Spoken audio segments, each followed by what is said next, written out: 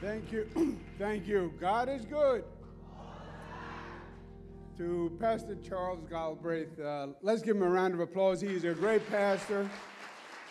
We thank him for everything he did during COVID, which was really extraordinary. That was a test of leadership, and the pastor showed leadership. Thank you so much. Thank you for what you've done. To the First Lady, thank you very much for having us here. To Pastor Donna Baptiste, thank you so much for the honor of allowing us to be here. As you heard from the pastor, there's a number of my colleagues who are here.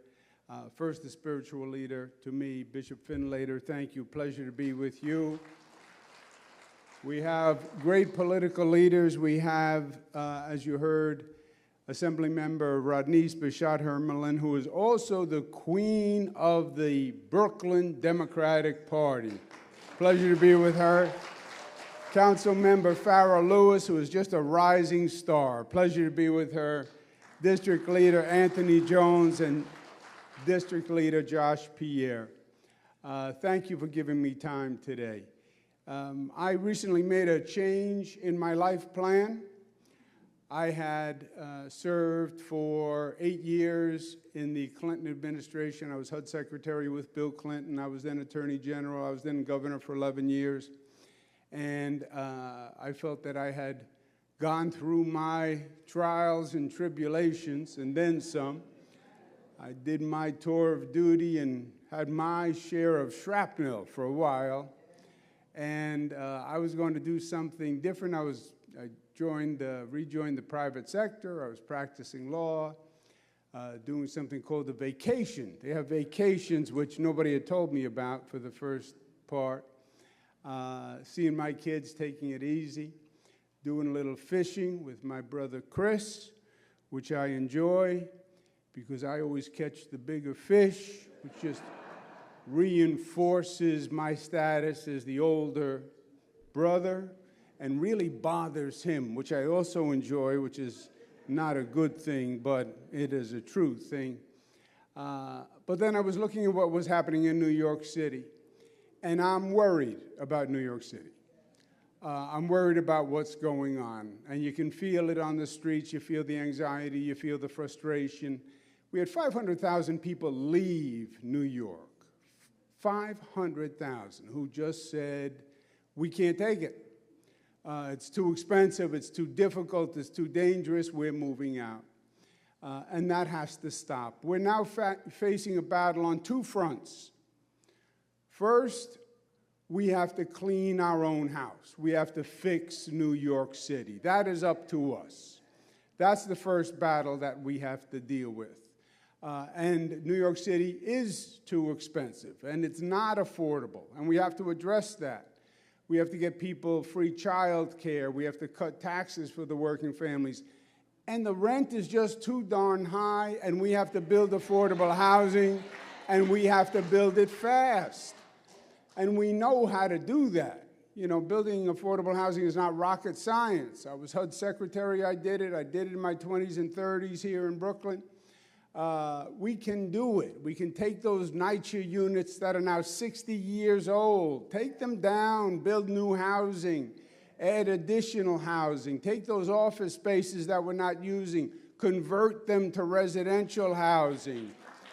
Go to our churches and say to our churches, we're going to use you as partners in housing and community development, and empower them to do it.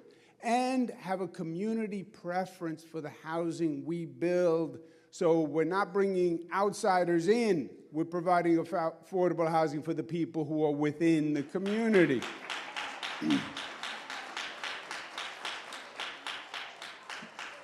We can do that. We have a public safety issue. Job one is keep people safe.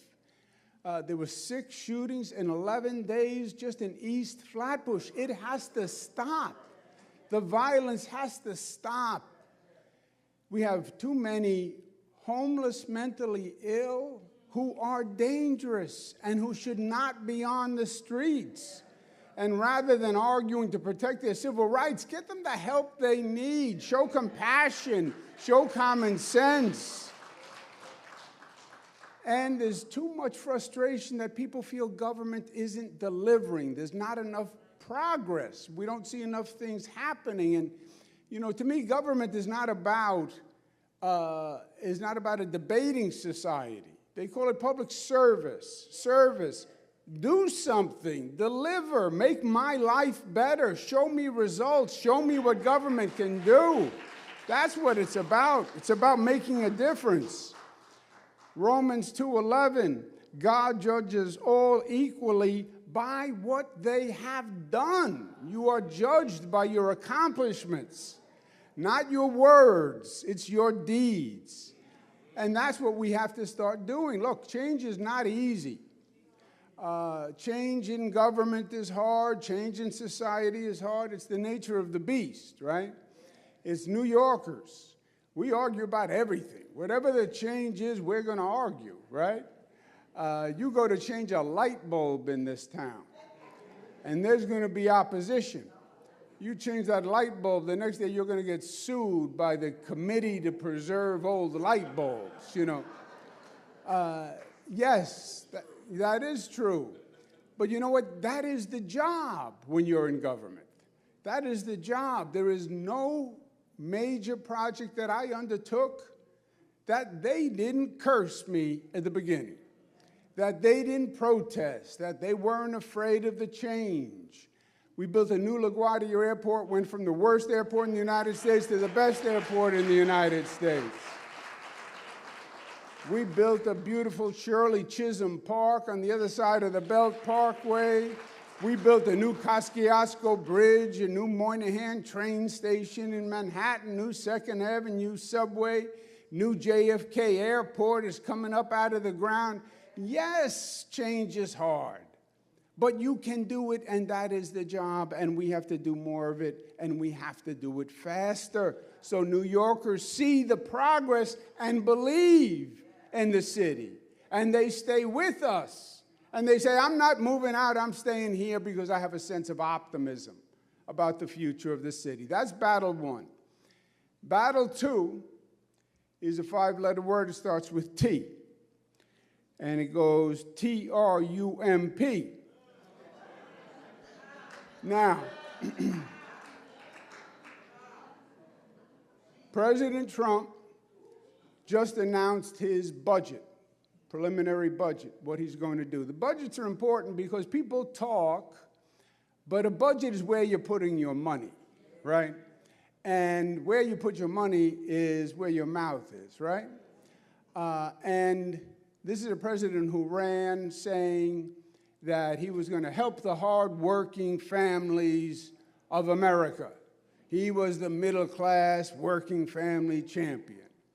Well, the only thing that's happening to working families is everything is going up because of the tariffs, right? And what he really wants to do is give a tax cut to the rich, which is what he did the first time he was president.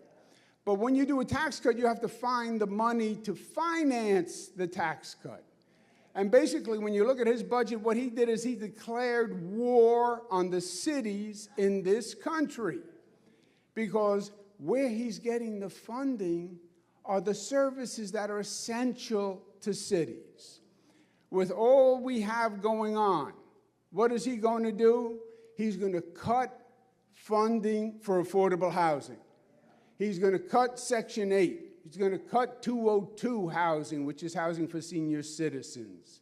He's going to cut Medicaid, which is health care for poor people. That's what it is. He's going to cut education aid to the poorest districts in the country. That is what he is going to do. And that's what he did the first time. And that means that we are struggling with these issues, and we're going to have to work twice as hard now because we're going to have less federal money. He's even cutting funding to homeless housing and homeless services, even though we have the greatest homeless problem across this country that we have had in decades. I was HUD secretary. We started a program called Continuum of Care, which gave people services and then housing. It's been in existence for 30 years. I put it in place as HUD secretary. It won the Harvard Award as one of the best programs ever. It was kept in place by Republicans and Democrats. President Bush, President Obama, President Clinton, and now President Trump is going to end that program called Continuum of Care, which is vital for us to help the homeless and get those mentally ill off the streets. This is going to be a second battle that we have to win, because we can't let it happen. And we're going to have to fight it, and we're going to have to stop it, and we're going to have to fight it in the Congress. And we're going to have to oppose these cuts, which will only make it worse for cities like New York, Los Angeles, Chicago, all across the country. But we can do that because we have fought this president before. Because the pastor was talking about COVID. We went through it with President Trump during COVID. Remember when we had COVID first and worse than any place on the globe? And we were on our own. And we couldn't get assistance from anyone. We couldn't get medical supplies. We couldn't get respirators. We couldn't get masks. We couldn't get vaccines. We couldn't get anything from anyone. Remember what the president said, his idea. Drink Clorox. Drink Clorox, I promise you, COVID won't kill you if you drink Clorox. Sure, because Clorox will kill you if you drink Clorox. That's what we got from the president. But we pushed back, and we told him we deserved better. And we got some financial assistance. But more what we did is we came together as New Yorkers. And it was a special moment. It was a matter of life and death. And that's the moments in life where you really see what you're made of. And you see inside people. And when Reverend Dr. Galbraith said, I will step up and I will make my church a testing center and a vaccine center, it spoke to who he was as a leader, as a member of the community. And when we had to deal with COVID and we were on our own, we said, we will handle it as New Yorkers together. Because when New Yorkers are united, there is nothing that can beat us. So can we fix this city? Yes, we can. Can we build affordable housing? Yes, we can.